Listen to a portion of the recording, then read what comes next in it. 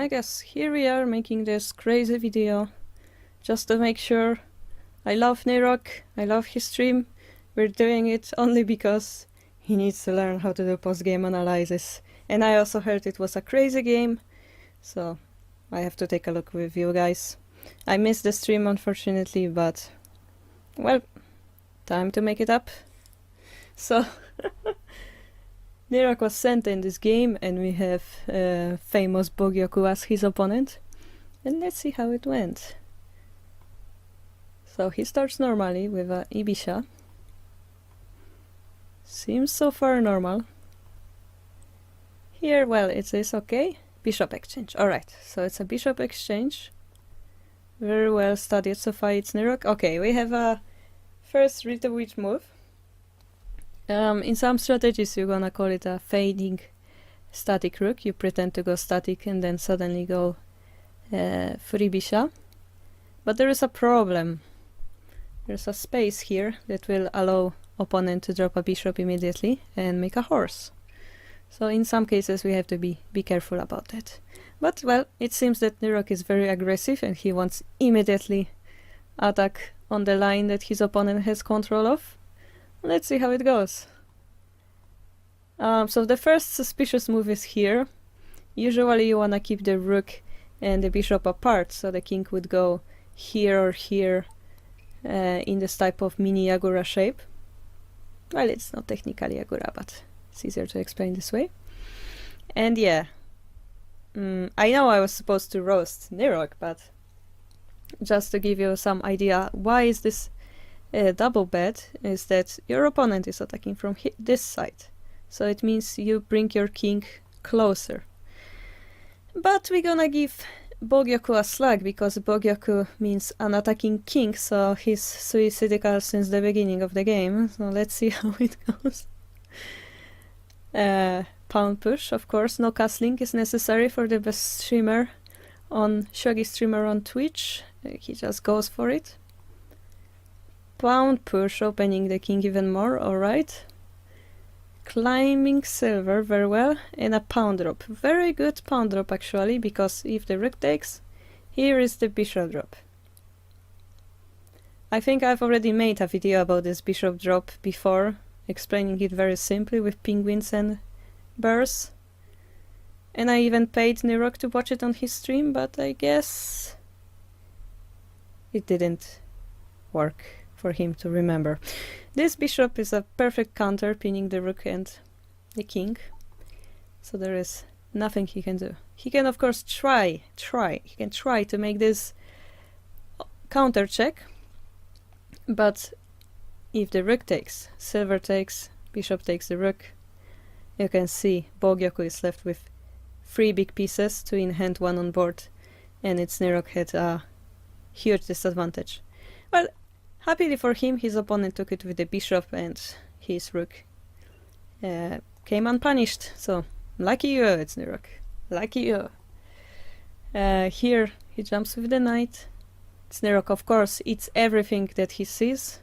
Well, check. Check is fine, I guess. No, it's not fine, you're giving away silver for the knight, but what do you know about piece value? Silver is much more, bet it's much more valuable than the knight, because knight is worth like... Silver is worth 2 knights. So unless the continuation for this move is very strong, this would be a bad exchange, but let's see. Bishop drop again, because we are stubborn. Silver drop to block it, both pieces, and knight drop. And here is the Bogyoku, right? Another sacrifice. So here, Nyroc, if you would think few seconds longer, you would see this amazing Tesuji, where you can fork king and the rook, and get a free silver in exchange, right?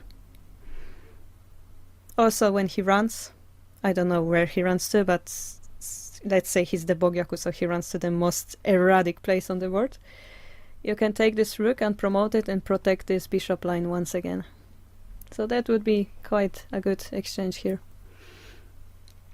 What you did though was to promote the knight. So that knight can be taken for free.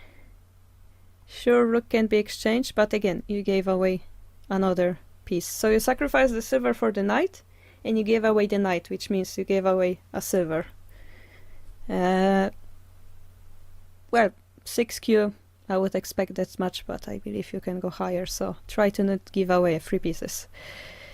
Here goes another check. Pawn push, bishop takes, king runs, and you dropped a pawn. There is a bishop promotion here, but we don't mind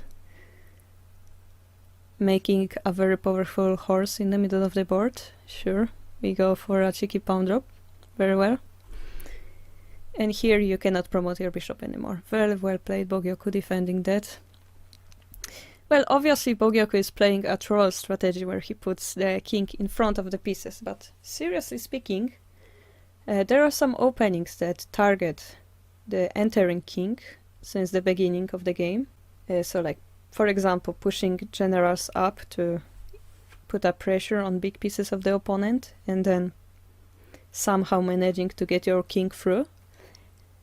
So it is important for a static rook player to know how to counter those strategies. So I think this game was a good experience for you, Nyroc. But let's see what you could have done better afterwards. Rook.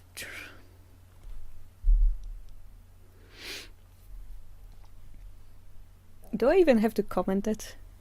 Do I even have to comment that?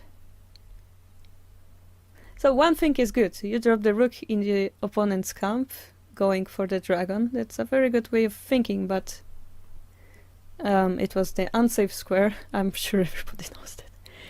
So what was better? Here, but as you can see, the lance is already protected by the silver. Sure, you have some chances to take the knight, possibly, so let's pass. But at the moment you take the knight, your rook is captured because of this silver gold shape. So yeah, you have to think whenever we can do something better here. I see. So one other option would be... No, it doesn't work. Yeah, you see, already the silver advantage is pretty huge because your only attacking piece is the bishop and you have the knight. Your king is super unsafe, it's in the middle of the board and you have no way to continue attacking that king. So it is already pretty hard, and you made it even harder giving a free rook to your opponent, but yeah. One rook less, one rook more, who cares? So you finally move knight to get another attacking piece, but your opponent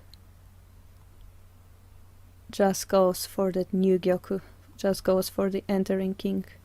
Yeah, this kind of move is pretty good to like attack one piece while putting the pressure for the king, indeed. Sure. Yeah, and this is why you castle your king before doing anything. Just to avoid those kind of moments where your defending king or defending side is under the pressure, while your attacking side is under attack as well. This fork is very, very painful. And yeah, all your pieces are slowly eaten up, and I already expect there is no way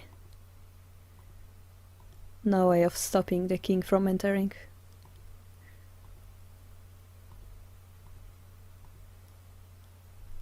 Is there a checkmate here? Let's find this one.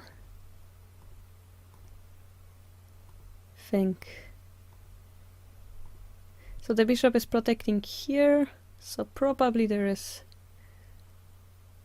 Or is there? Knight drop possibly? Silver drop. The bishop is going here, but you can trick him by doing that. And you would be dead one move faster.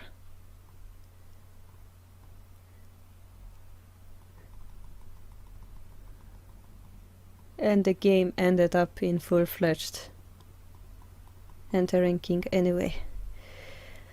So yeah, main advice: do not give free pieces to your opponent. Do not keep your king in the middle of the board because you will be countered.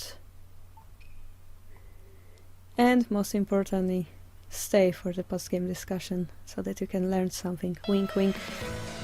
I really enjoy the way you play Shogi, but I know you can do better, so see you on the next stream, Nyroc.